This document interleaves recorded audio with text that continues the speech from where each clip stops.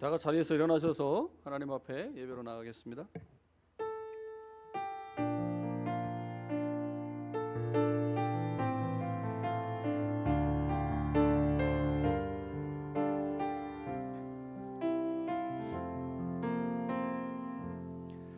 그러므로 형제들아, 내가 하나님의 모든 자비하심으로 너희를 권하노니 너희 몸을 하나님이 기뻐하시는 거룩한 산 제물로 드리라.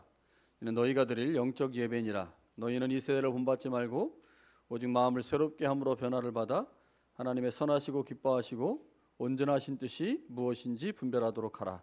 하나님은 영이시니 예배하는 자가 영과 진리로 예배할지니라. 하나님 아버지, 오늘 새순의 성도들이 한 마음과 한 뜻으로 드리는 예배를 받아 주옵소서. 우리가 지금까지 드린 예배가 하나님이 기뻐하시는 영적 예배인지 스스로를 돌아보는 시간이 되게 하옵소서.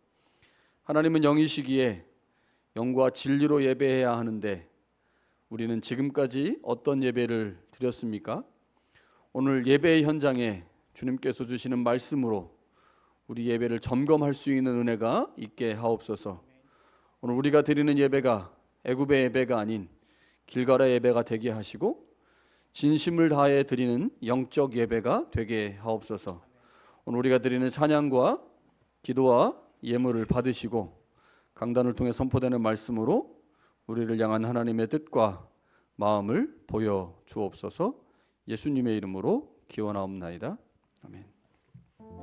다 함께 자리에 앉겠습니다.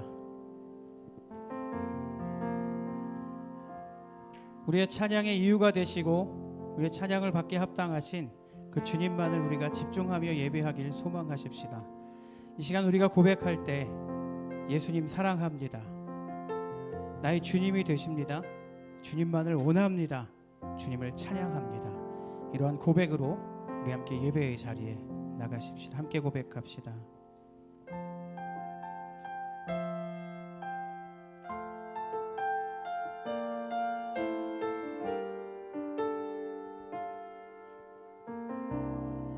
예수 사랑합니다. 예수 사랑합니다. 사랑합니다. 온 마음 다하여 오직 주님 한 분만 간절히 더 원합니다. 다시 한번 우리 입술로 고백할 때 예수 사랑합니다.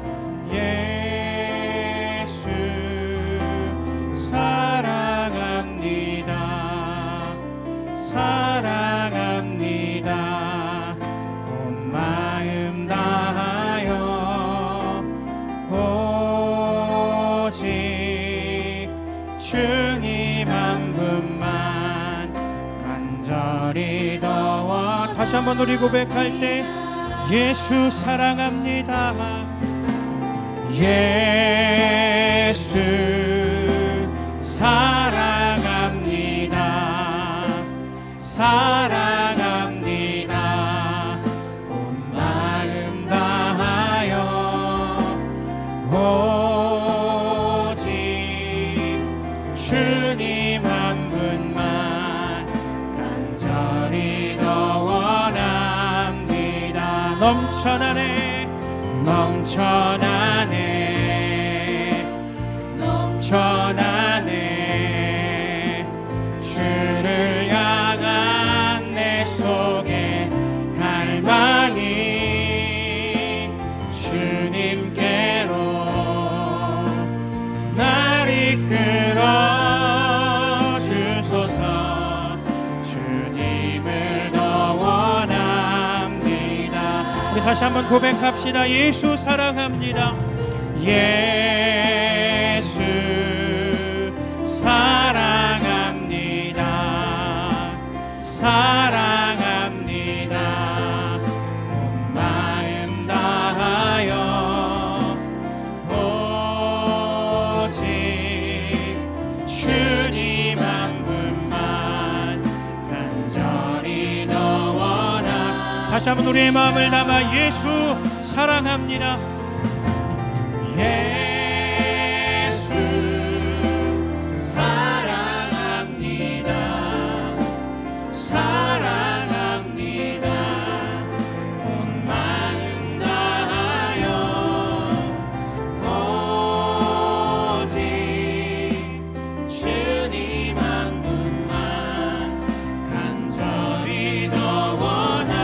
다시 한번 고백합시다. 예수 사랑합니다. 예수 사랑합니다. 사랑합니다. 온 마음 다하여 오직 주님 한 분만 간절히 더 원합니다. 넘쳐나네 넘쳐나네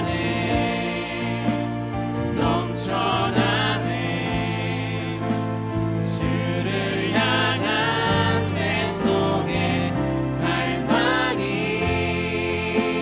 주님께로 날 이끌어 주소서. 주님을 더 원합니다. 넘쳐나네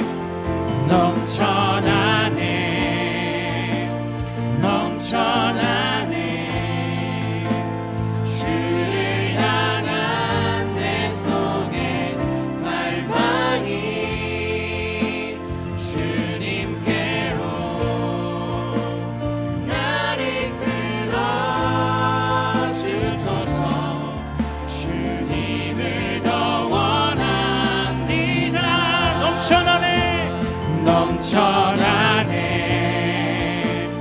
넘쳐나네 주를 향한 내 속에 갈망이 주님께로 날 이끌어 주소서. 주님을 더 원합니다. 우리 밤이나 낮이나 고백합시다. 밤이나 낮이나 어제나 오늘도 영원히 주만 찬양해.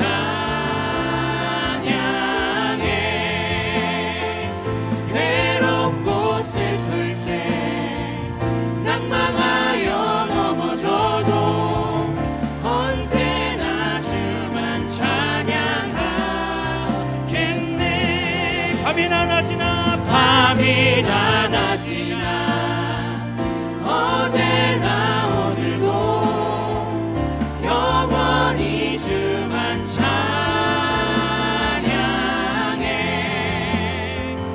괴롭고 슬플 때 낭망하여 넘어져도 언제나 주만 찬양하겠네.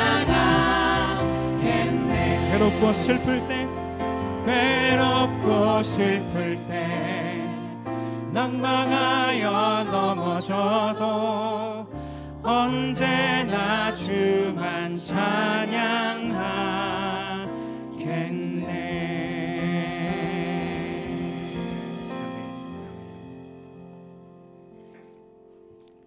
우리 마음을 다하여 주님을 사랑하는 새순의 성도들 되시길 예수님의 이름으로 축복합니다.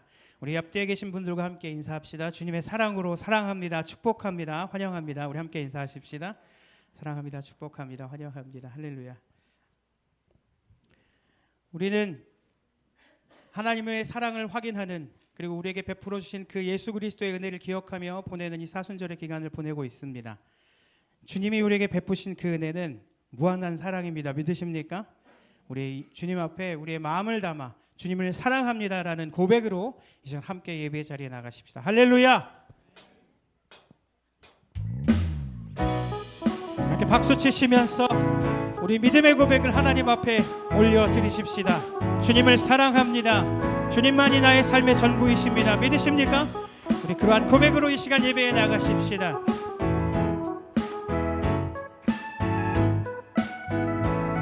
내 마음을 가득 채운 주 향한 찬양과 사랑 어떻게 표현할 수 있나.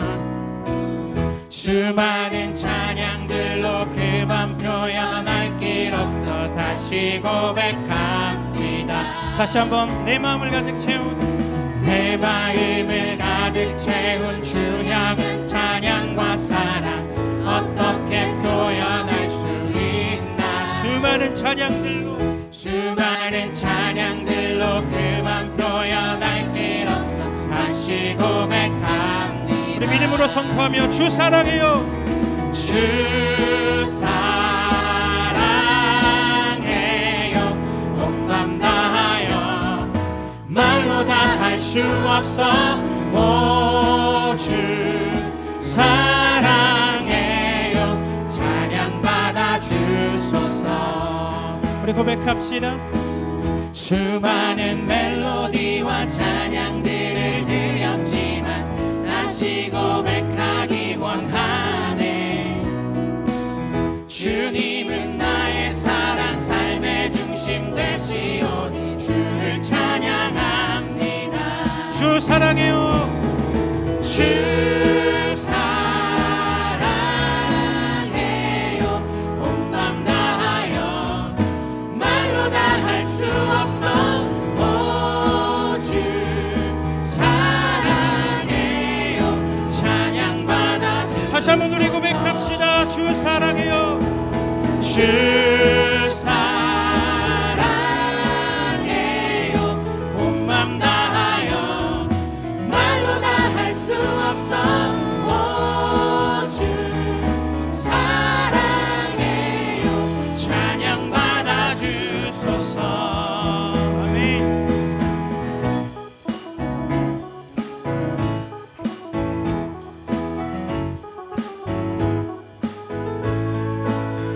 여러분 주님을 사랑하십니까? 그 믿음의 고백이 이 가사의 고백에 담겨 하나님께 올려드리기를 소망하십시다. 우리 고백합시다. 주님 사랑. 주님 사랑 다시 고백하는 새날 주심 감사해요. 다시 한번 고백할 때 주님 사랑 다시 고백하는 새날 주심 감사해요. 주님 사랑 다시 고백하는 찬양 주심을 고백합시다. 주님 사랑 다시 고백하는 찬양 주심 감사해요. 우리 마지막으로 고백할 때 주님 사랑.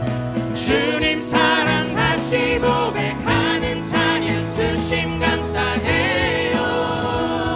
우리 고백합시다. 주 사랑해요. 주 사랑해요. 온 맘 다하여 말로 다 할 수 없어. 오 주 사랑해요. 찬양 받아 주소서. 주님 사랑합니다. 주 사랑해요. 온 맘 다하여 말로 다 할 수 없어. 오 주 사랑해요. 찬양 받아 주소서.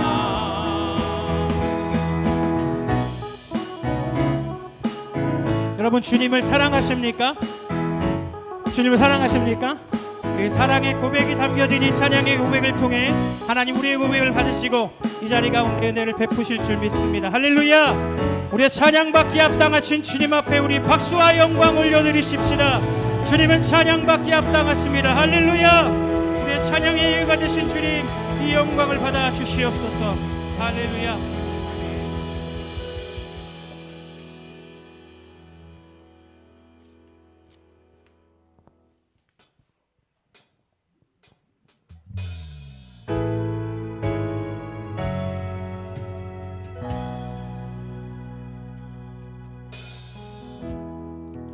혼자서만 세상을 사는 듯이 주가 멀어 보이기만 할 때 우리는 바라보아야 하네. 우리에게 오셨던 그 주님을. 우리 다시 한번 고백합시다. 혼자서만 세상을 사는 듯이 주가 멀어 보이기만 할 때 우리는 바라보아야 하네. 우리에게 오셨던 그 주님을. 주님이 우리의 아픈 마음을 아십니다. 함께 고백합시다. 주님이 우리의 아픈 마음을 아시네. 가까이서 우리의 아픔에 공감하시네. 우리 가운데 찾아오셨던 그 주님이 우리의 모든 상황에 공감하시네.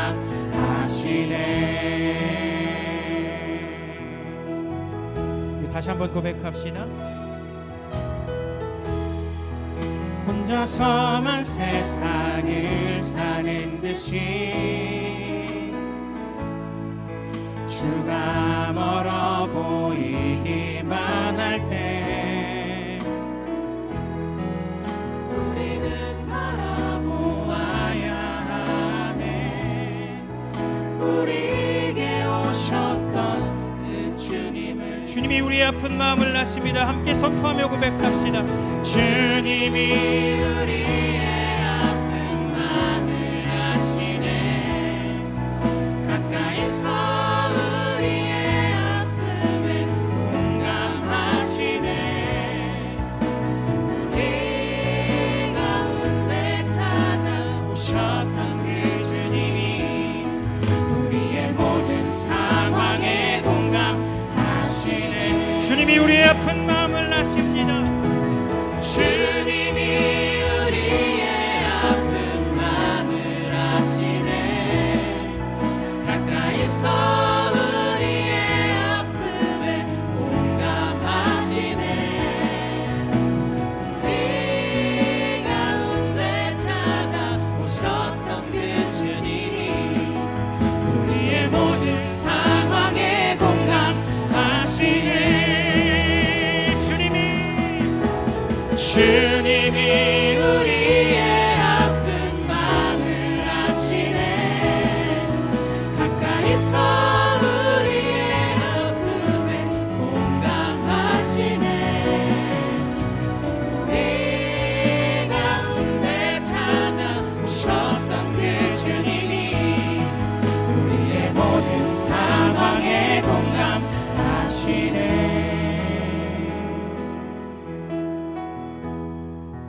혼자서만 세상을 사는 듯이 주가 멀어 보이기만 할 때 우리는 바라보아야 하네. 우리에게 오셨던 그 주님을.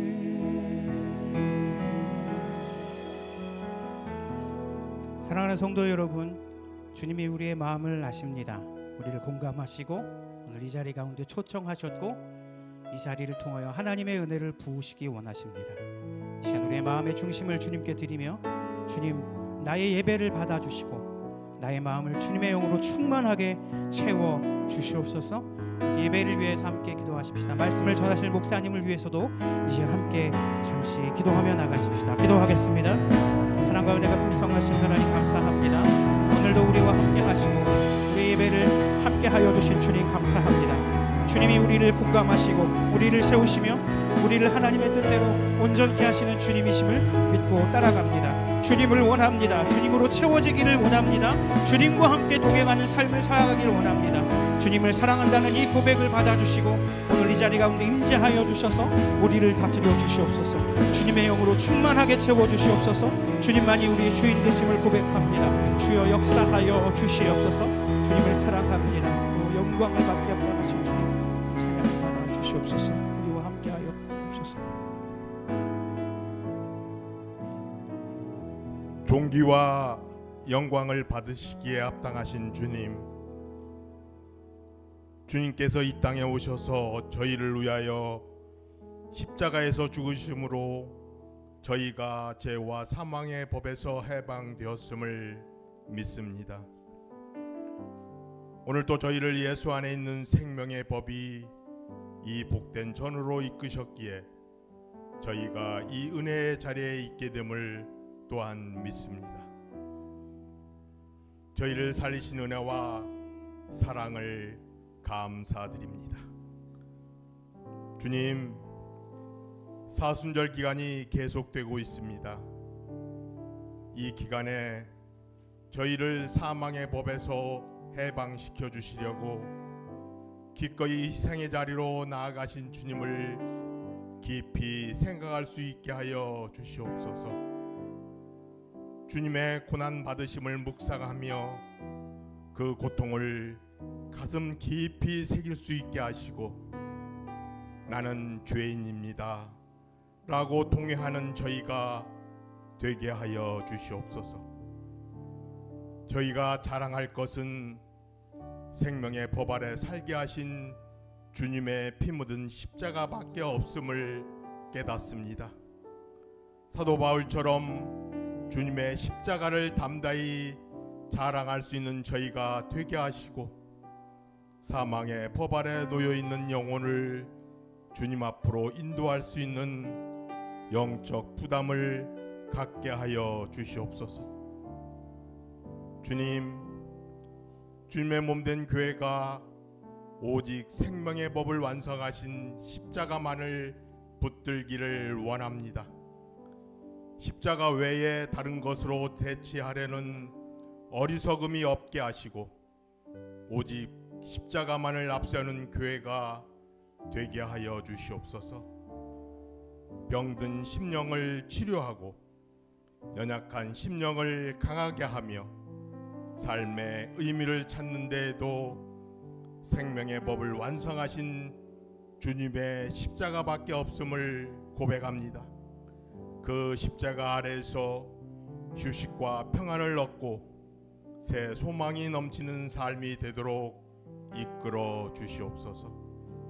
오늘 이 시간에도 주님의 십자가 앞에 두 손 들고 아픔을 호소하는 교우들을 불쌍히 여기시고 치료하여 주시기를 원합니다. 이 시간 말씀을 전하시는 목사님을 성령의 능력으로 이끌어 주시고 저희 모두를 새롭게 변화시킬 수 있는 귀한 말씀을 증거하게 도와주시옵소서. 주님, 사랑합니다. 예배의 시종을 주님께 의탁합니다.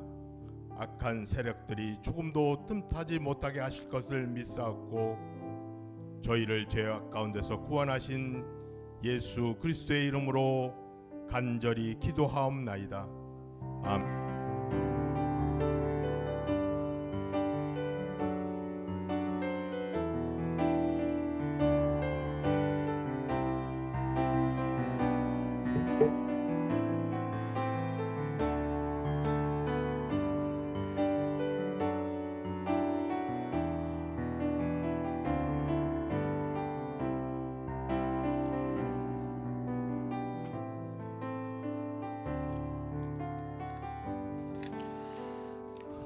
하나님 앞에 예물 드리는 시간입니다. 우리 준비하신 예물 손에다가 모으시고 기도하신 후에 하나님 앞에 드리겠습니다. 기도합니다.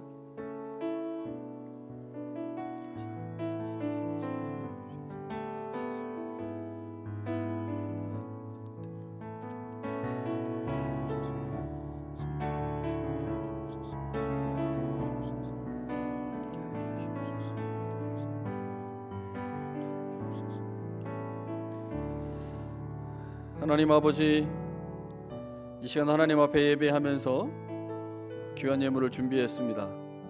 우리의 삶의 모든 것이 하나님으로부터 왔고 또한 하나님의 손에 있음을 고백하며 하나님이 주신 것 중에 일부를 다시 구별하여 하나님께 돌려드립니다.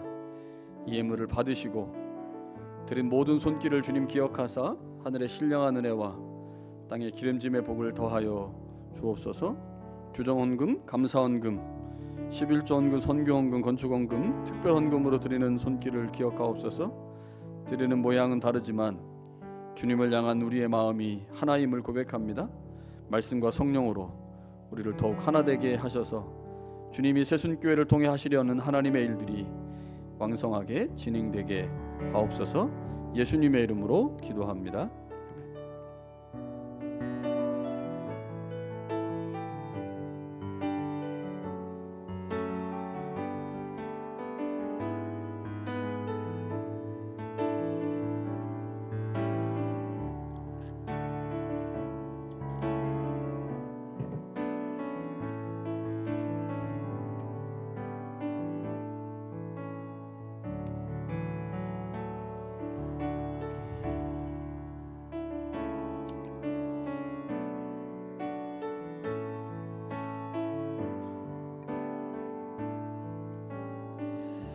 교회 소식 몇 가지 보겠습니다. 금요기도회 이번 주에도 진행이 됩니다. 다음 주일은 종료주일로 지킵니다. 세종 목요일 예배가 3월 28일 목요일 저녁 9시에 진행이 됩니다. 성금요일 예배는 3월 29일 저녁 10시에 진행됩니다. 세종 목요일은 9시고요. 성금요일 예배는 10시입니다. 성금요일 예배 때 성찬식 진행될 예정입니다. 오늘 예배 후에 친교관식이 있습니다. 세과적 환영회가 오늘 예배 후에 식당에서 진행됩니다. 기독교 영성 특강 두 번째 강의 기독교 영성과 자아라고 하는 주제로 오늘 이번 주 화요일에 진행됩니다. 지난번에 유인물에는 기독교 영성과 지정의였는데요. 지정의가 이제 자아를 의미하기 때문에 조금 포괄적으로 제목을 잡았습니다. 중고등부 수련회가 3월 22일부터 24일까지 이번 주 금요일부터 주일까지 진행됩니다. 주제는 손잡고 함께 가세라는 주제고요. 중고등부 수련회를 위해서 기도해 주시기 바랍니다. 남선교회 친교 모임은 다음 달 14일로 연기되었습니다. 중고등부에서 수련회 비용 마련을 위해서 오늘도 펀드레이징 행사를 진행합니다. 레몬청하고 레몬 생강청이 준비되어 있습니다. 김수겸 집사님 부친이신 김영철 성도님께서 3월 15일 한국에서 소천하셨습니다. 그래서 김수겸 집사님 내 가족이 토요일 날 미국을 경유해서 한국으로 들어가서 장례 절차 모두 마친 후에 이제 돌아올 건데요. 이 가족을 위해서 기도해 주시기 바랍니다. 캐나다 동노회 정기노회가 내일과 내일 모레 이그스필드 교회에서 진행이 됩니다. 제가 토론토에서 진행을 하면 노회를 가려고 했는데 여기 벌링턴이고 토론토에서 한 2시간 정도 가야 되는 지역이라 저는 노회에 참석을 하지 않습니다. 다음 주 설교 본문은 누가복음 19장 28절에서 40절 말씀이고요. 3월 4월에 복회 일정이 있습니다. 보시고 참조하시면 되겠습니다. 하나님의 말씀 같이 보겠습니다. 로마서 12장 1절과 2절 말씀입니다. 신약성경 256면쯤에 있습니다. 로마서 12장 1절과 2절 말씀 제가 봉독하겠습니다. 그러므로 형제들아 내가 하나님의 보던 자비하심으로 너희를 권하노니 너희 몸을 하나님이 기뻐하시는 거룩한 산 제물로 드리라. 이는 너희가 드릴 영적 예배니라. 너희는 이 세대를 본받지 말고 오직 마음을 새롭게 함으로 변화를 받아 하나님의 선하시고 기뻐하시고 온전하신 뜻이 무엇인지 분별하도록 하라. 아멘. 요즘 어떻게 예배 드리고 있습니까? 김남준 목사님이 쓴 책 중에 예배의 감격에 빠져라 라는 책이 있습니다. 이 책의 내용에 이런 내용이 있어요. 소제목은 견디고 있습니까? 입니다. 내용을 보면 이렇습니다. 요즘은 예배가 성도들에게 인내를 필요로 하는 종교적 의무라고 이해되는 경향이 있습니다. 사람들이 예배를 견디는 방법도 여러 가지인데 그중 예배 견디기의 극치는 설교 견디기입니다. 그리고 그 형태도 천태만상입니다. 초점을 흐려서 멀리 강단을 응시하는 딴생각파, 주보의 밑줄을 긋고 교정까지 보거나 소책자를 보는 읽기파, 졸면서 예배드리는 수면파, 수시로 시계를 쳐다보는 시간절약파, 옆사람과 글로 대화하는 쪽지파, 예배 후에 있는 회의나 모임을 준비하는 회의파, 성경 읽기로 시간을 때우는 실속파, 이런 식의 예배 태도는 단지 예배를 견디는 것입니다. 우리 교회를 포함하여 이 지역에 있는 교회들이 모두 이렇게 예배를 드리는 것은 아닐 것입니다. 어떤 교회는 생명력 있는 길갈의 예배를 드리므로 예배가 성도들의 신앙과 삶을 붙들어주고 하나님의 언약을 기억하게 하는 도구로 사용되고 있을 것입니다. 그러나 정도의 차이가 있을 뿐이지 예배 견디기가 우리의 예배의 한 모습이라고 하는 점은 결코 부인할 수 없을 것입니다. 혹자는 교회에서 드려지는 예배를 통해 그 교회의 영적 수준을 가늠할 수 있다라고 말합니다. 이렇게 말하는 이유는 교회 공동체가 하는 행위 중 예배가 가장 중요한 신앙 행위이기 때문이죠. 사실 우리가 삶의 자리에서 신앙 행위를 거의 하지 않는 경우가 많습니다. 여러분의 가정에서 얼마나 많은 신앙 행위를 하고 계십니까? 별로 없어요. 이러다 보니까 공동체가 모여서 드리는 예배 행위가 가장 중요한 신앙의 행위이고, 그래서 그 예배 행위를 통해서 그 교회의 영적 수준을 가늠할 수 있다고 말을 하는 것이겠죠. 사실 우리에게 예배는 가장 많이 그리고 가장 빈번하게 하는 신앙 행위입니다. 공동체 전체가 모여서 드리는 예배는 그 교회의 구성원들이 얼마나 집중하고 있는지 혹은 얼마나 최선을 다하고 있는지 그것을 보여주는 가장 중요한 지표이기 때문에 이 예배를 통해서 공동체의 영적 수준을 가늠할 수 있다라고 말하는 것 같습니다. 그렇게 우리는 언제나 우리 예배를 점검해야 하죠. 우리 예배가 혹 길갈의 예배인지 아니면 애굽의 예배인지. 지난주 예배 때 제가 길갈의 예배와 애굽의 예배를 말씀을 드렸는데, 우리 예배가 하나님의 언약을 기억하는 통로인 길갈의 예배인지 아니면 습관적인 모습을 따라 드리는 애굽의 예배인지, 이거 우리 계속 점검하고 살펴야 합니다. 자, 오늘 바울이 우리에게 영적 예배를 드려야 한다라고 말씀을 합니다. 자, 그러면 영적 예배가 뭘까요? 영적 예배. 어떤 예배가 영적 예배입니까? 여러분, 영적 예배를 드리고 계십니까? 자, 굉장히 애매한 말입니다. 왜냐하면 이 영적이라고 하는 말의 의미가 우리에게 애매하고 모호한 개념으로 잡혀 있기 때문이죠. 대체적으로 사람들이 영적인 것을 어떻게 이해하는지 여러 자료들과 책을 좀 찾아보니까 대략 한 두 가지 정도로 이해하는 것 같아요. 첫 번째는 영적인 것을 물질적인 것, 세상적인 것 혹은 육체적인 것과 반대되는 개념으로 보는 경향입니다. 영과 육이 이제 반대 개념이기 때문에 그렇게 본 것 같죠.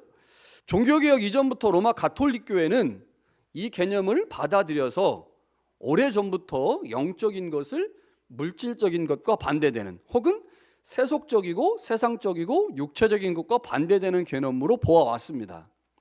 한국교회도 역시 오랫동안 영적인 것을 물질적인 것 혹은 육체적인 것과 반대되는 것이라고 가르쳐 왔습니다. 그래서 우리에게 영적인이라고 하는 의미를 물질적, 세상적, 육체적인 것과 반대되는 개념으로 보는 것은 매우 친숙합니다. 굉장히 친숙한 개념이에요. 그러나 역사적으로 보면 이러한 이해는 헬라 철학, 특별히 플라톤의 이원론에 근거한 견해입니다. 우리는 구약 성서와 연결되어 있잖아요. 유대교와 연결되어 있고, 그래서 기독교 안에서 이러한 개념들을 이해할 때 헬라 철학의 개념에서 이해하지 않고 유대교 혹은 구약 성서와 연결해서 이 개념을 이해해야 하는데, 구약 성서는 이원론적인 근거로 기록되지 않았습니다. 그러니까 이제 헬라 철학은 굉장히 이원론적 관점에서 이제 무엇인가를 설명해 낸다면, 구약 성서와 유대교는 이원론에 근거하지 않고 있죠. 그래서 우리에게 친숙한 이 이원론적 개념에 근거한 영적인 것에 대한 이해는 좀 잘못될 가능성이 상당히 있습니다. 자, 이러한 이해에 근거하다 보니까 대체적으로 영적인 예배를 어떻게 정의하냐면 물질적이고 육체적인 것과 반대되는 어떤 예배라고 이해합니다. 자, 영적 예배를 그렇게 이해하는 거죠.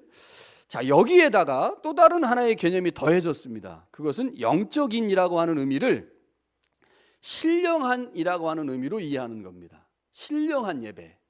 이렇게 이제 이해하게 된 가장 중요한 이유 중에 하나가 요한복음 4장에 보면 하나님은 영이시니 예배하는 자가 영과 진리로 이렇게 되어 있잖아요. 그런데 예전 성경은 뭐라고 되어 있었냐면 신령과 진정으로 이렇게 이해했단 말이에요. 그러니까 영이라고 하는 말을 옛날 성경은 신령한이라고 의미를 부여해서 번역을 해놨어요. 그러다 보니까 우리가 영적인 것을 이해할 때 대체적으로 영적인 것은 신령한 것이다 이렇게 해요. 신령한 것이다. 이 신령이라고 하는 말, 신령하다라고 하는 말을 사전에서 찾아보면 이렇게 정의해놨습니다. 신비하고 초자연적인 것, 이게 신령한 거예요. 신비하고 초자연적인 것. 그러다 보니까 영적인 예배가 뭐냐? 영적 예배는 초자연적이고 신비 체험이나 경험이 동반된 예배다. 그러니까 여기서 뭔가 대단한 역사가 일어나야 이제 그 예배를 영적인 것이라고 이해하는 거죠. 그러니까 우리가 지금까지 영적이라고 하는 말을 이해할 때 하나는 헬라 철학에 근거한 개념으로 영적을 받아들였고, 하나는 우리의 삶의 자리에 있는 이 신령한이라고 하는 말의 의미를 가지고 영적인을 이제 이해한 거죠. 자, 그러다 보니까 우리 안에 자연스럽게 영적인 예배는 물질적인 것 혹은 육체적인 것과 반대되는 어떤 것을 추구하는 초자연적이고 신비 체험이 동반한 어떤 예배, 이런 방식으로 영적 예배를 이해해 왔습니다. 자, 그런데 이 영적 예배라고 하는 말이 어디에 있습니까? 제가 예배를 시작할 때마다 매번 읽는 로마서 12장 1절과 2절 말씀이잖아요. 이 말씀 안에 영적 예배라고 하는 말이 들어있는데, 우리는 지금까지 영적 예배를 이해할 때 이 단어가 가지고 있는 뉘앙스, 헬라 철학과 무속신앙 안에서 이해한 영적이라고 하는 단어를 가지고 영적 예배를 이해하는 경향이 매우 강했습니다. 대신에 이 단어가 속해 있는 로마서 12장 1절부터 5절의 문맥은 고려하지 않았죠. 그래서 이 말의 의미를 제대로 이해하려면 바울이 이 단어를 쓰고 있는 로마서 12장 안에서 이 영적 예배가 무엇인지를 생각해 보아야 합니다. 자, 영적 예배에 대한 이해는 두 가지 방식을 통해서 가능한데, 먼저는 이 영적이라고 하는 단어를 다시 살펴보는 거예요. 영적이라는 단어를 다시 살펴보는 것이고, 또 다른 하나는 이 단어가 속해 있는 로마서 12장의 문맥을 살펴보는 방법이죠. 자, 먼저 영적 예배를 이 단어를 통해서 그 의미를 보면, 여기서 영적이라고 하는 단어는 헬라어로 로기켄입니다. 로기켄. 자, 근데 이 로기켄이라고 하는 형용사는 로고스라고 하는 명사에서 왔어요. 로고스라는 명사에서 왔습니다. 그래서 이 로기켄이라고 하는 단어를 우리말 성경은 영적이라고 번역을 했지만 사실은 다양하게 다르게 번역할 수 있는 말인데, 대표적 번역이 이런 거예요. 이성적인, 합리적인, 마땅한, 합당한, 영적인, 다양하게 번역될 수 있는데, 이제 우리말은 이 단어를 영적인이라고 하는 말로 번역을 한 겁니다. 자, 새 번역은 어떻게 번역했을까요? 새 번역 성경은 합당한으로 번역을 했습니다. 그리고 공동 번역은 진정한이라고 번역을 했고요. 우리말 성경 개역개정판에 난해주에 보면 1이라고 써 있고요. 거기 뭐라고 되어 있냐면 합당한이라고 되어 있어요. 그러니까 헬라어 원어에서는 영적이라고 하는 번역보다 합당한이라고 하는 번역이 더 맞다는 거예요. 그런데 이제 우리 안에 있는 정서적인 영역을 고려해서 영적이라고 번역을 한 겁니다. 영어 성경은 어떻게 되어 있을까요? NIV 성경을 보니까 스피리추얼이라고 번역을 해놨어요. 영적인이라고 번역을 했고요. KJV 성경은 이건 리즈너블이라고 번역을 했습니다. 합리적인이라고 번역을 한 거죠. 그러니까 우리말 성경하고 영어 성경을 다 통틀어서 보니까 영적인이라고 번역하는 성경이 반절 정도 되고, 합리적인 혹은 합당한이라고 번역하는 성경이 한 반절 정도 됩니다. 그러니까 둘 중에 하나의 번역으로 이제 성서가 번역을 한 거죠. 자, 그런데 우리말 성경과 같이 영적 예배 혹은 영적인 예배로 번역하여 이해할 때 우리가 가지고 있는 영적인 것에 대한 편견과 오해가 있잖아요. 우리 안에 분명히 영적인 것이라고 하는 것에 대한 편견을, 한쪽은 헬라 철학의 영향을 받아서, 하나는 우리의 무속신앙의 영향을 받아가지고 영적이라고 하는 말에 오해가 있어요. 그래서 이 오해를 이제 없애기 위해서는 원어에 조금 더 가까우면서 그 오해를 불식시킬 수 있는 번역인 합당한 혹은 합리적인이라고 번역하는 것이 사실은 맞는 번역이죠. 자, 그러니까 영적 예배가 뭐냐? 무슨 예배예요? 합리적 예배예요. 합당한 예배고 마땅한 예배고.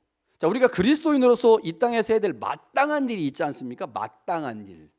어떤 일이 있을까요? 그리스도인으로서 해야 될 마땅한 일. 그거를 예배와 연결시켜 보는 겁니다. 자, 합리적인.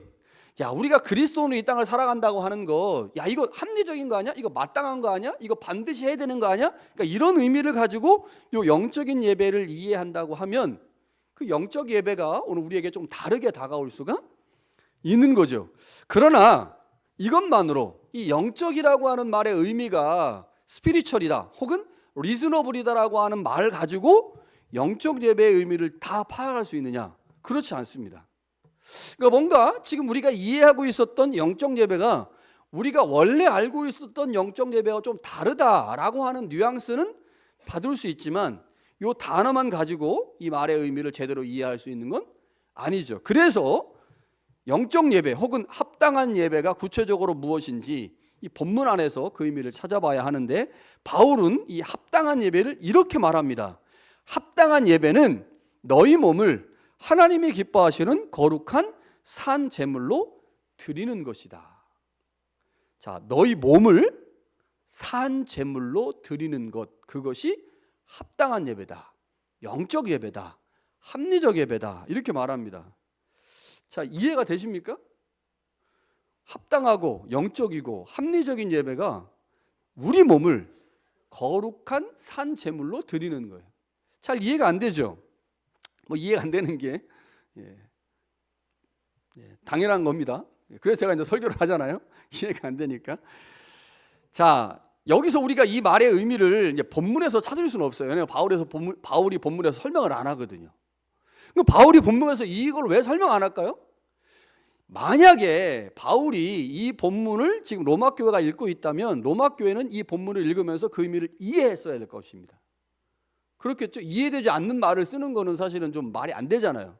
그럼 바울이 로마 교회에게 편지를 썼을 때 로마 교인들이 그래, 합당하고 영적인 예배는 우리 몸을 하나님이 기뻐하시는 거룩한 산 제물로 드리는 거지. 그렇지. 로마 교회는 이해했을 거라는 거죠. 근데 우리는 왜 이해하지 못할까요? 우리는 로마서 12장을 읽을 때 그 앞에 있는 내용들을 기억하지 못하거든요. 그러니까 로마서 1장부터 차근차근 본문의 내용들을 다 이해해가면서 12장 1절에 도달했을 땐 그래, 이 말씀이 이거구나, 이렇게 이해할 수 있다는 거죠. 무엇을 말합니까? 12장의 말씀은 그 앞에 나와 있는 내용들을 전제하고 있는 말씀이에요. 로마서는 1장부터 11장까지 또 12장부터 16장까지 두 단락으로 나눠진다고 하는데 12장 1절부터는 권면 단락입니다. 권면은 뭐에 근거해요? 교리에 근거하죠. 그러니까 1장부터 11장까지의 내용을 전제로 해서 12장의 내용들이 이제 권면 단락으로 나오기 때문에 12장의 내용은 반드시 뭐와 연결되어야 됩니까? 그 앞에 나와 있는 내용과 연결해서 그 의미를 살펴야 돼요. 자, 그런데 오늘 본문에 거룩한 산 제물로 드리는데 뭐를 드려요? 거룩한 산 제물로? 내 몸을 드리거든. 근데 이 몸이라고 하는 단어가 어디 나오느냐? 6장에 나와요. 제가 여러분 로마서를 1장부터 8장까지 강의를 저희 교회에서 했잖아요. 제가 강의하면서 정말 많이 했던 말, 무슨 말일까요?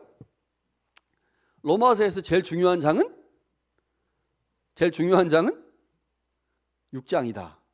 이거 제가 되게 많이 얘기했습니다. 기억을 하십니까? 기억하셔야 돼요. 로마서에서 제일 중요한 장은 로마서 6장입니다. 자, 그런데 6장에 어떤 단어가 집중적으로 나오냐면 몸이라고 하는 단어가 집중적으로 나와요. 이 단어가 6장, 7장, 8장까지 나옵니다. 그러니까 로마서에서 제일 중요한 장이 6장부터 8장까지인데 이 6장부터 8장의 내용 중에 이제 몸이라는 단어가 나와요. 그런데 오늘 본문에 뭐가 나옵니까? 영적 예배는 우리의 몸을 살아있는 제물로 드리는 거예요. 그러면 바울이 12장 1절에 권면하는 이 말씀은 6장에 나와 있는 몸과 관련된 말씀과 연결되는구나 라고 이해할 수 있겠죠. 그러면 6장에 가서 그 몸의 의미를 살펴야만 오늘 우리가 드리는 영적 예배, 우리의 몸을 하나님 앞에 살아있는 제물로 드리는 것의 의미가 무엇인지를 정확하게 알 수가 있습니다. 자, 6장에 가면요, 바울이 몸을 설명하면서 옛사람의 몸이 있고 새사람의 몸이 있다라고 얘기를 합니다. 옛사람의 몸은 죄의 몸인 반면에 새사람의 몸은 은혜의 몸이고 하나님의 은혜 아래에 있는 몸이다, 이런 방식으로 설명을 합니다. 우리는 본래 모두 죄의 종이었기 때문에 우리의 몸은 죄가 지배하는 몸이었습니다. 원래 죄가 지배하는 몸이었는데 우리가 하나님의 은혜로 예수 그리스도의 십자가의 은혜로 말미암아 십자가에서 함께 죽고 그리스도와 함께 살아남으로 우리의 옛사람의 몸이 죽었다는 거예요. 옛사람의 몸이 죽었어요. 그리고 새사람의 몸을 입었습니다. 그러니까 이거는 옛날에 내가 예수님을 믿기 전에는 옛사람의 몸이었는데 예수님을 믿고 난 후에 이 몸이 새 사람의 몸이 된 거예요. 그래서 우리는 이제 더 이상 죄의 지배 아래 있지 아니하고 예수 그리스도의 지배와 통치를 받는 새 사람이 됐습니다. 이 새 사람이라는 단어가요, 에베소서에도 골로새서에도 바울이 여러 번 사용하기 때문에 바울에게 예수를 믿는 사람들은 옛사람의 몸이 아닌 새 사람의 몸이 됐다, 이걸 굉장히 강조를 하죠. 자, 그런데 이게 좀 문제가 있어요.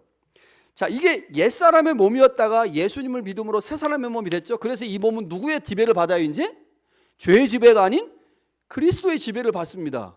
자, 그런데 우리가 새 사람의 몸이 됐다고 그래서 이 몸이 분쇄기 들어가가지고 싹 갈린 상태에서 다시 새로운 몸을 얻은 겁니까? 그런 게 아니잖아요. 이 새로운 몸은 언제 얻어요? 부활 때 얻거든요. 부활 때. 이 몸이 땅에 들어가서 썩고 새로운 육체를 입는 부활 때까지는 이 몸이 새 몸이지만 이 몸은 또 어떤 몸이었어요? 죄의 몸이었거든요. 죄의 몸. 그러니까 죄의 몸과 새로운 몸이 동시에 존재하는 거예요. 그래서 우리 안에 악한 자아가 여전히 있고 새로운 자아가 있는 거죠. 내일 모레 영성 특강에서 그 얘기를 좀 할 건데, 자, 그렇기 때문에 바울이 우리의 몸이 원래 죄에 순종하는 악한 몸이었기 때문에 그 습성이 여전히 있어가지고 통치자가 바뀌었고 새로운 몸이 되었음에도 불구하고 언제든지 우리의 옛사람의 몸이 옛 주인을 섬기려는 습성을 갖게 된다는 거예요. 그래서 우리는 끊임없이 뭐 해야 됩니까? 그 옛사람의 몸이 나를 지배하지 못하도록 그것을 매일매일 죽여야 되는 거예요. 매일매일 죽여야 돼. 그 죽이는 과정이 뭐예요? 그게 신앙생활이에요. 그 죽이는 과정을 바울은 로마서 6장에서 순종이라고 하는 단어로 설명합니다. 그러니까 6장에서 설명하고 있는 복음의 본질적 내용이 12장에서 설명하고 있는 너희 몸을 살아있는 제물로 하나님께 바쳐라는 말과 같은 말인 거죠. 자, 그렇다고 하면 우리의 몸을 거룩한 산 제물로 드리라 라고 하는 말은 다시 말하면 죄의 지배 아래 벗어난 우리가 그리스도의 통치를 받고 그분의 말씀에 순종하는 삶을 살아야 된다라고 하는 말인 거죠. 그러니까 우리의 자아가 새로워졌지만, 우리의 몸이 새롭게 됐지만, 우리의 몸은 이미 죄를 경험했던 몸이기 때문에 죄의 유혹에 쉽게 빠지고 죄의 유혹을 따라서 다시 사단을 섬기는, 죄를 섬기는 쪽으로 가려고 계속 발버둥을 치거든요. 그것을 계속해서 끊어내고 그 옛 자아와 싸워서 이기는 거, 이게 신앙생활인데 바울은 그것을 네 몸을 살아있는 제물로 드려라. 다시 말하면 매일매일 죽이라는 겁니다. 매일매일 죽여라. 이게 바로 뭐라고요? 그게 영적 예배다. 합당한 예배다. 자, 그렇지 않습니까? 우리가 하나님의 자녀가 됐고 새로운 몸을 부여받은 하나님의 백성이 되었다면 옛 자아를 죽이는 것은 그건 마땅한 거죠. 합당한 거죠. 그렇게 삶을 살아내는 게 곧 뭐라는 겁니까? 그게 하나님을 예배하라는 거예요. 하나님을 예배하는 거다.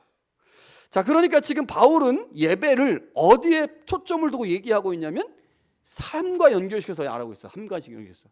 자, 2절에 가면요, 바울이 영적 예배가 드려지는 현장, 우리의 삶의 자리에 대해서 다시 한번 말씀합니다. 자, 어떻게 설명하느냐? 2절에 보니까 이 세대를 본받지 말라라고 말해요. 이 세대를 본받지 말라. 바울이 왜 이 세대를 본받지 말라라고 말씀할까요? 이 세대는 죄가 사망으로 왕노릇하는 세대이기 때문입니다. 이게 뭐예요? 죄의 유혹에 빠지지 말라는 거예요. 너희가 죄를 섬기던 몸에서 이제 새로운 몸이 되었으니, 너희 주인이 그리스도로 바뀌었으니 더 이상 세상을 주인으로 섬기는 어리석은 짓을 하지 말라라는 말을 이 세대를 본받지 말라라고 표현한 거죠. 로마서 8장의 표현을 빌리면요, 이 세대는 육체의 욕심을 따라 하나님과 원수가 되는 것만을 추구하는 세대입니다. 우리가 이 세대와 상관없이 살아간다면 이렇게 말할 이유가 전혀 없겠지만 우리는 이 세대 안에 살아간단 말이죠.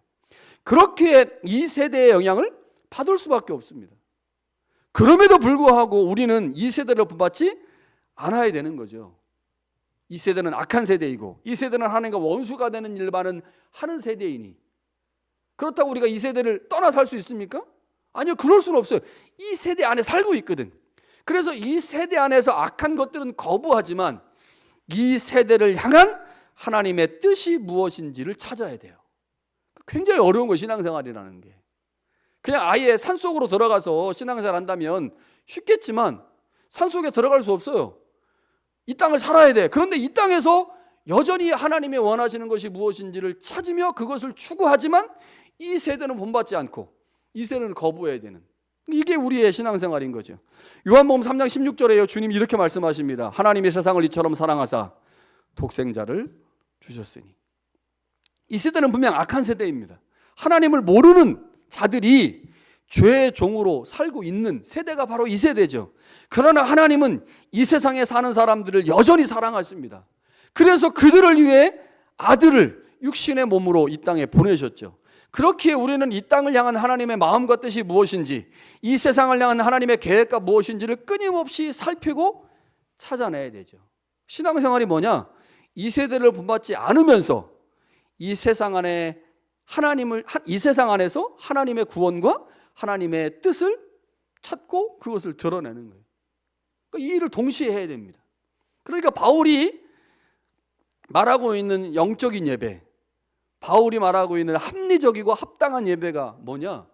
우리의 옛 육신이 죄의 종으로 빠지지 않도록, 이 세대를 본받지 않도록 끊임없이 우리를 쳐서 그 옛 자아를 죽이는 일을 해야 하는 것이고, 또 다른 한편에서는 그럼에도 불구하고 이 땅을 향한 하나님의 구원의 계획이 있으니 그 구원의 계획이 무엇인지를 찾고 그 안에서 하나님의 뜻을 드러내는 일을 하는 것, 이게 바로 우리가 이 땅을 살아가면서 해야 될 영적 예배라는 겁니다. 합당한 예배.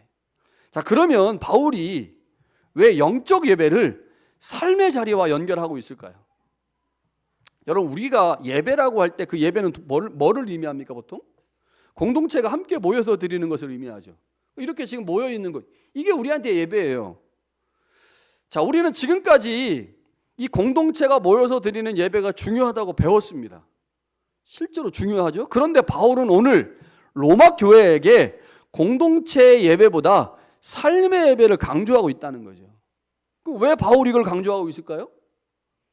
사도행전 2장과 4장에 보니까요, 초대교회는 매일 모였습니다. 매일 모였어요. 매일 예배했어요.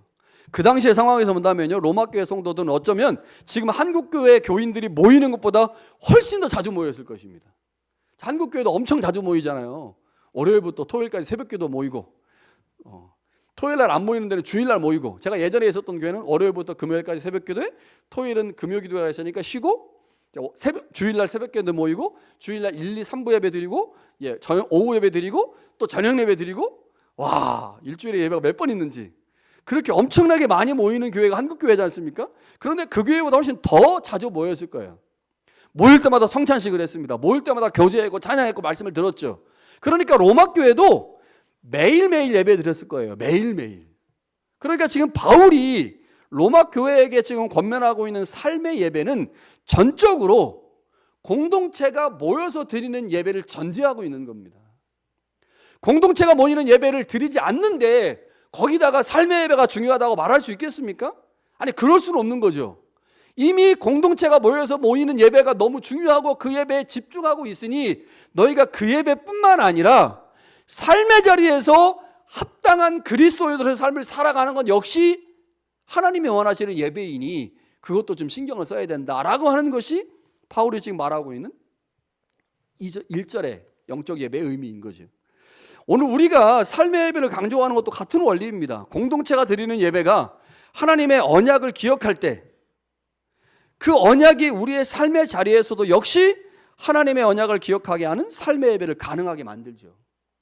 공동체가 모여서 드리는 예배 현장에서 하나님의 언약을 기억하는 길갈의 예배가 돼야 여러분의 삶의 자리에서도 하나님의 언약을 기억하게 함으로 삶의 자리 예배를 만들어내는 거예요. 공동체가 모여서 드리는 예배가 엉망인데 어떻게 삶의 자리에서 하나님의 언약을 기억하는 예배가 드려지겠습니까? 이게 말이 안 되는 거죠. 삶의 예배는 언제나 공동체의 예배와 연결되어 있습니다. 조금 더 구체적으로 말하면 삶의 예배의 근거는 공동체가 드리는 공적 예배인 거죠. 따라서 공동체 예배가 무너지면 삶의 예배도 무너집니다. 삶의 예배는 전적으로 공동체 예배에 의존하기 때문이죠. 공동체의 예배와 그때 선포된 말씀이 우리가 어떻게 삶의 예배를 드려야 하는지를 가르쳐주기 때문입니다. 공동체의 예배와 그때 선포된 말씀이 삶의 예배에서 행할 에너지를 공급하기 때문인 거죠. 여러분 몸 상태가 어떻습니까? 요즘 건강 상태? 자, 캐나다 살면서 이게 걱정되는 것 중에 하나가 한국보다 병원에 더 자주, 더 쉽게 갈 수 없다. 이게 접근성이 좀 떨어진다. 감기가 걸려도 그냥 워크인으로 가지 않고 패밀리 닥터한테 연락하면 꽉 차면 그날은 못 가고 다음날 가야 되고 이런 복잡한 것들이 있지 않습니까? 그래서 캐나다 살면서 다른 거 다 좋은데 사실 근데 제일 많이 걱정되는 게 건강 문제죠. 건강 문제. 그래서 이제 급한 경우에는 돈이 들더라도 한국에 가서 이제 치료를 받고 오는 경우들이 상당히 많이 있는데요. 일반적으로 몸이 건강하다라고 말할 때 그 말은 영양소의 균형을 이룬 상태를 의미합니다. 골고루 먹어야 이제 건강한 거죠.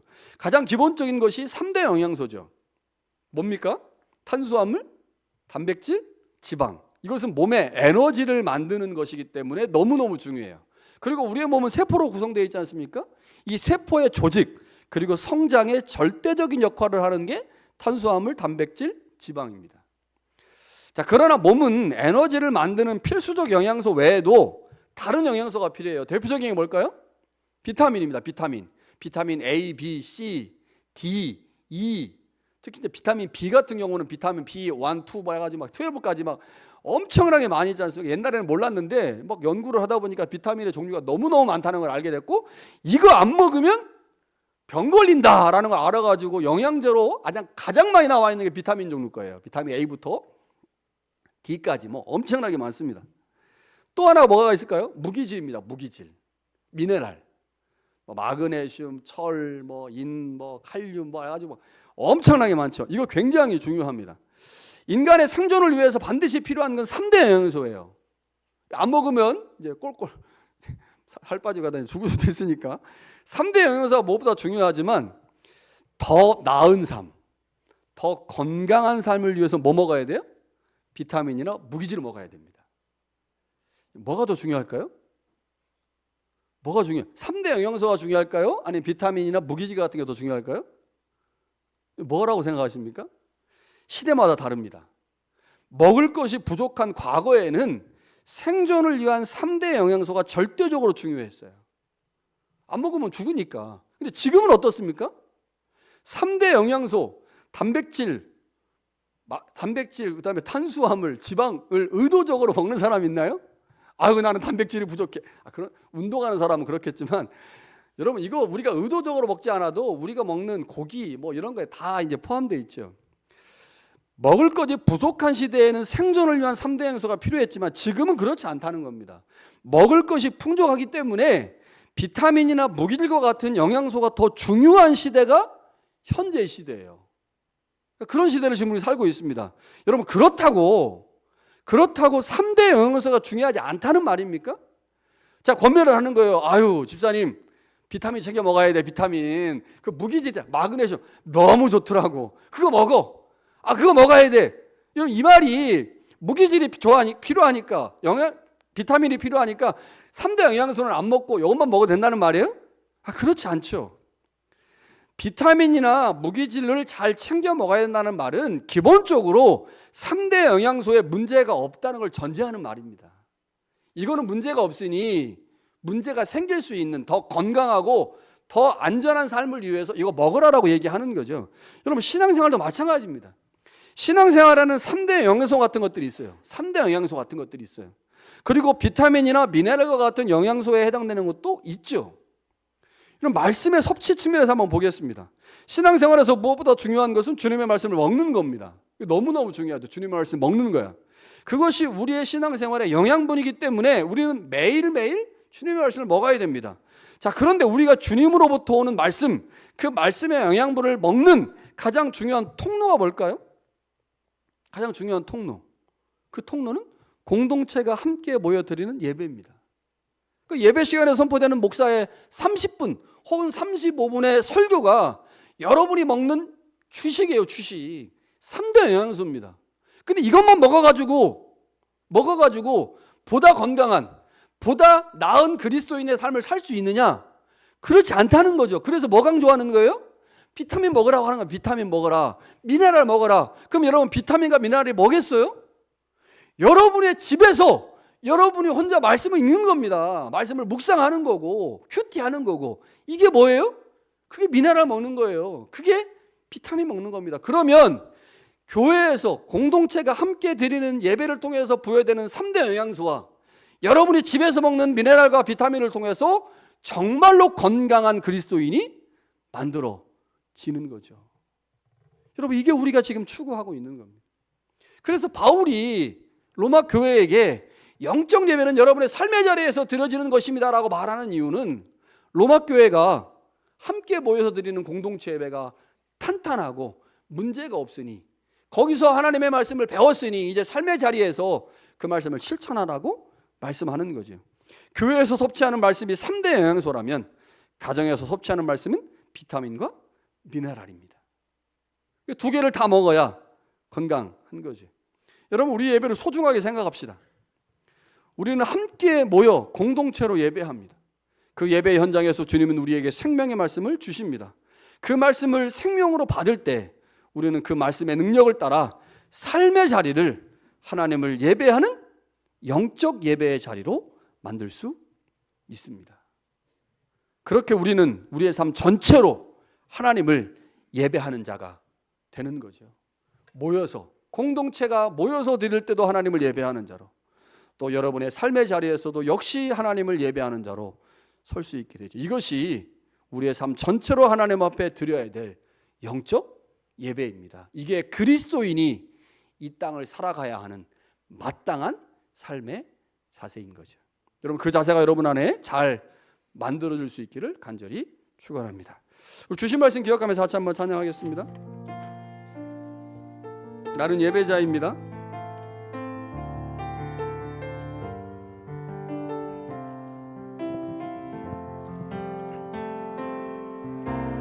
나는 하나님을 예배하는 예배자입니다.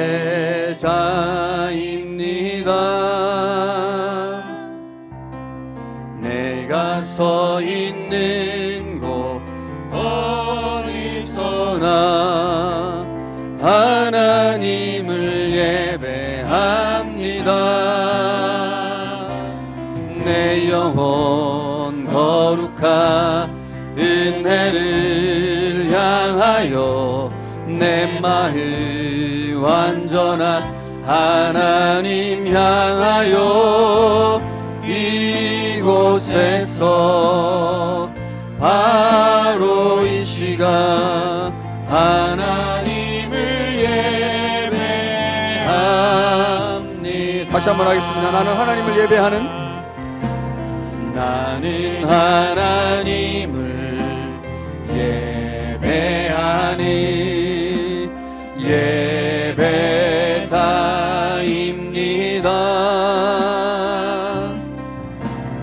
내가 서 있는 곳 어디서나 하나님을 예배합니다.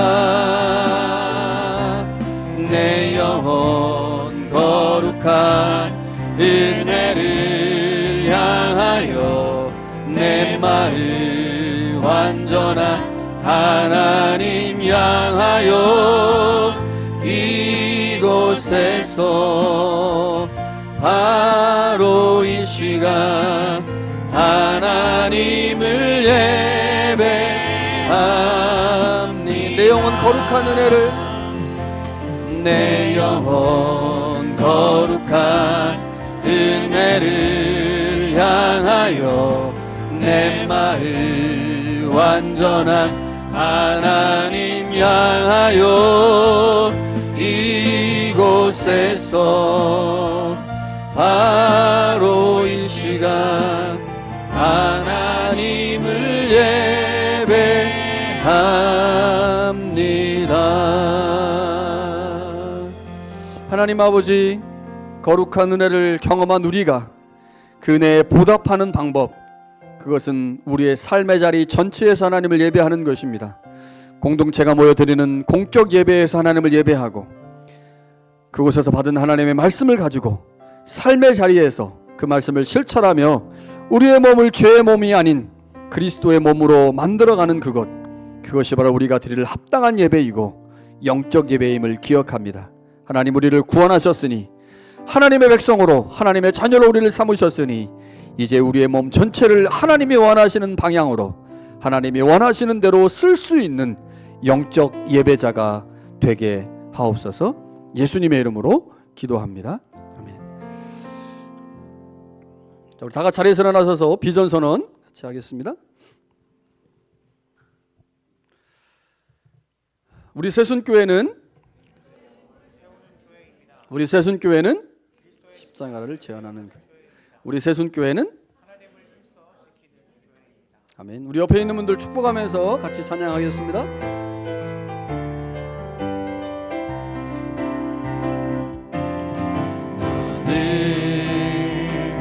당장 너머로 뻗은 나무 가지에 푸른 열매처럼 하나님의 귀한 축복이 하나님의 귀한 축복이 삶에 가득히 넘쳐날 거야.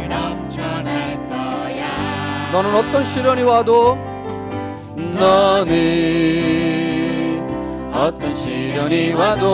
능히 이겨낼 강한 발이 있어. 전능하신 하나님께서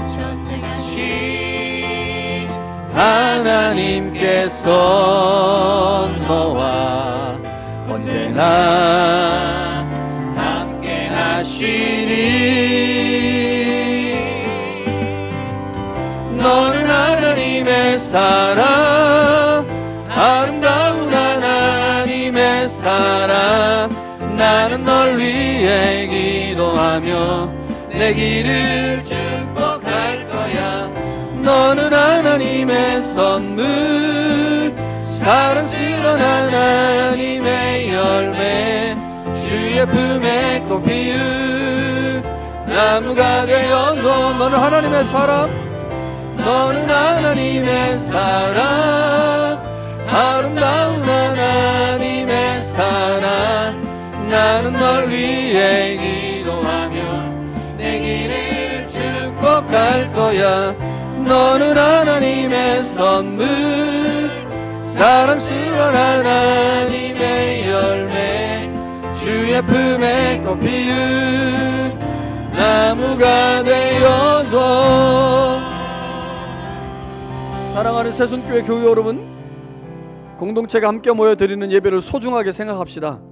하나님께서 이 예배를 통해 우리에게 은혜를 베푸시고 뿐만 아니라 삶의 현장에서도 역시 하나님을 예배하는 자로 설 수 있는 은혜와 능력을 더해 주십니다. 이제 좀 더 성숙하고 좀 더 철이 든 성도가 되어 하나님의 마음을 더 깊이 이해하고 알아가는 하나님의 자녀로 그리스도의 제자로 세워줄 수 있기를 바랍니다. 새순교회는 우리의 신앙을 성숙하게 만드는 곳입니다. 새순교회를 통해 우리의 신앙이 잘 자라 귀한 열매 많이 맺을 수 있기를 간절히 축원합니다. 하나님은 내게 복을 주시고 너를 지키시길 원하며, 하나님은 그 얼굴을 내게 비추사 은혜 베푸시길 원하며, 하나님은 그 얼굴을 내게로 향하여 드사 평강 주시기를 원하노라. 이제는 우리 주 예수 그리스도의 은혜와 하나님의 사랑과 성령의 교제 교통하심이 영적 예배의 의미를 바르게 알고 공동체가 모인 예배 현장에서 그리고 삶의 자리에서 바른 예배자로 서기를 마음에 다짐하여 예배하는 모든 교우들과 이들의 가정과 일터와 믿음의 자손들과 새순교회 위에 지금부터 영원토록 함께 하시기를 간절히 축원하옵나이다. 아멘.